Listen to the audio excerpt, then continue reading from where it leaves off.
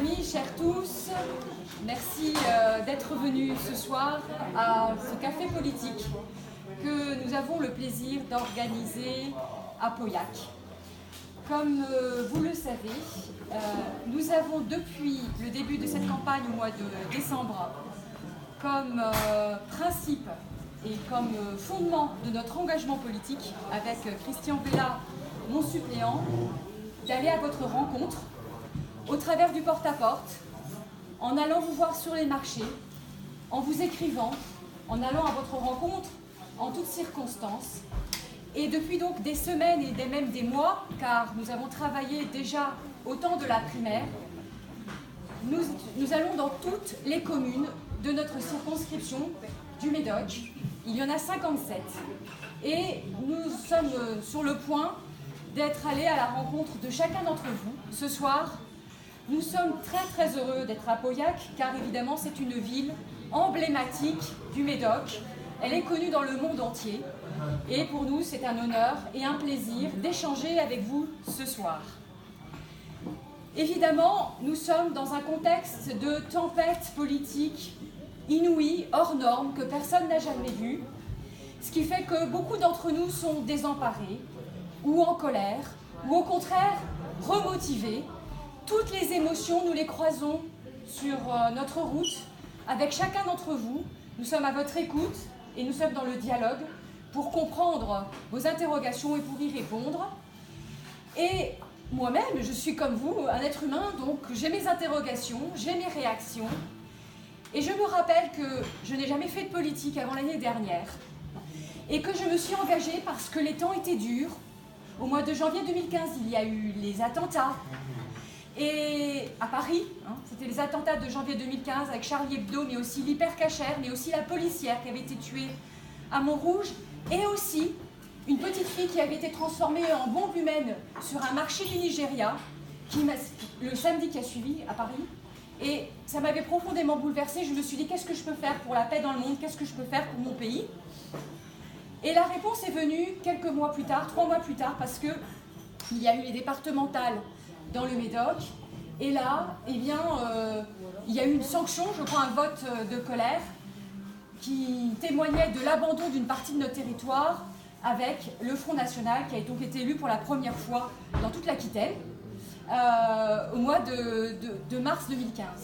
La semaine qui a suivi, j'ai écrit à Alain Juppé en disant « Je veux m'engager pour le développement du Médoc, pour son rayonnement, parce que dans mon métier de magistrate à la Cour des comptes, je parcours tous les territoires de France. J'ai travaillé sur des questions d'économie, sur des questions d'aménagement du territoire, sur des questions d'agriculture, sur des questions de viticulture, de sylviculture, sur des questions de transport qui concernent notre territoire du sud, Ézine jusqu'au nord, au Verdon, et d'est en ouest, de Pauillac à la Canourtin. Et je me suis dit qu'on avait un potentiel énorme qu'il restait à développer. Et donc, mon engagement, il a été d'emblée pour ce que je peux faire, quelles compétences je peux mettre au service du Médoc que j'aime, puisque, en fait, je suis grayanaise depuis plusieurs générations. Je vis depuis 2010 dans ce qui était la ferme de mes grands-parents. Et donc, pour moi, la motivation, c'était qu'est-ce que je peux faire pour le Médoc, rendre ce qu'il m'a donné en amour, ce qu'il m'a donné en réconfort, ce qu'il m'a donné en force pour vivre et pour avoir toutes les aventures professionnelles que j'ai eues dans ma vie, à la ville de Paris et après à la Cour des comptes, ce qui me vaut d'avoir eu la chance de travailler avec Jacques Chirac, d'avoir été travailler auprès de Philippe Séguin et ensuite, récemment, de travailler auprès d'Alain Juppé. Ça me réconforte en me disant, ça me réconforte, non, ça ne me réconforte pas, je me rappelle juste qu'aujourd'hui les temps sont difficiles, mais que précisément, moi qui n'avais jamais fait de politique avant, c'est bien parce que j'avais une perception difficile de l'état des lieux, que je me suis engagée, que je me suis mise en mouvement, et ne croyez pas que les choses se sont faites comme ça, car je ne connaissais pas les élus du territoire, je ne connaissais personne à Bordeaux ni à Paris qui m'aurait pu me parachuter ici.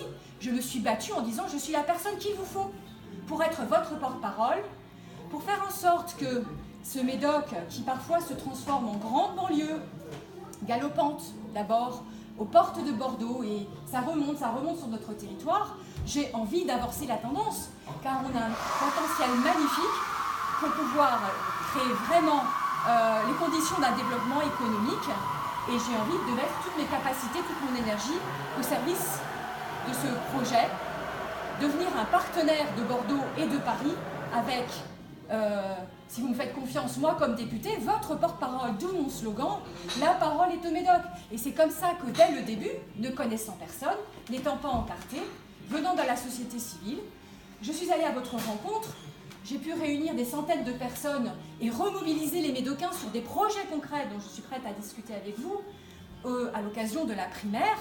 Et cette mobilisation m'a valu d'être investie comme candidate de la droite et du centre pour les législatives de cette année, le 11 et le 18 juin.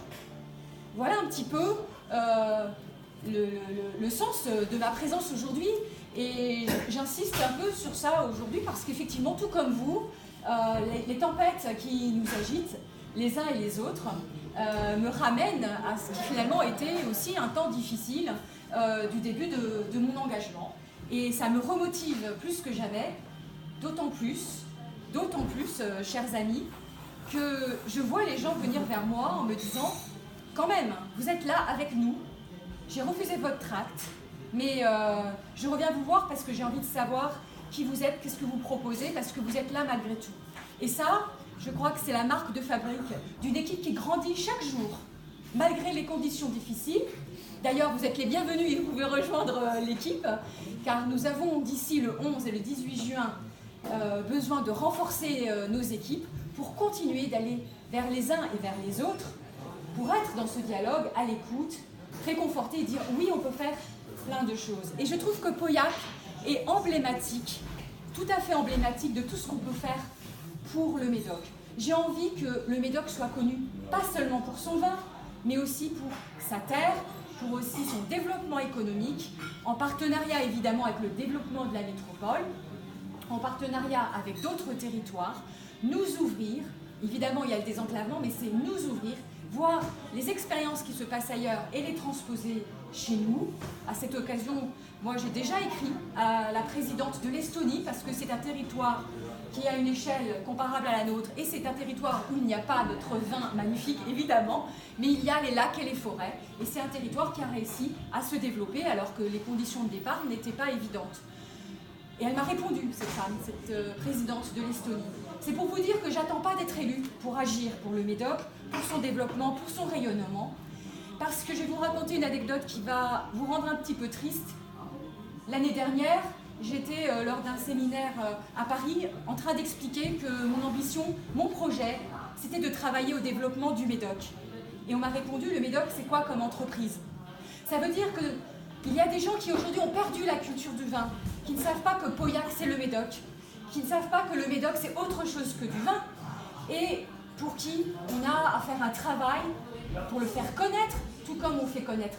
Tout le monde sait que la Bretagne existe, que la Corse existe, que le Perche existe, que le Périgord existe, et oui, le Médoc existe. Et j'ai envie de réveiller cette culture, j'ai envie de revitaliser notre territoire. Alors je n'ai pas le désir d'être trop longue, puisque je vais aussi laisser la parole à Christian Vella, élu du Pian, et que j'ai choisi comme suppléant car toutes ses qualités complètent les miennes, et que nous partageons le même projet de développement du Médoc. Et surtout, le but d'un café politique, c'est d'avoir un échange tous ensemble et après en interpersonnel si vous le souhaitez, pour que je puisse vous expliquer plus en détail ce projet de développement du Médoc.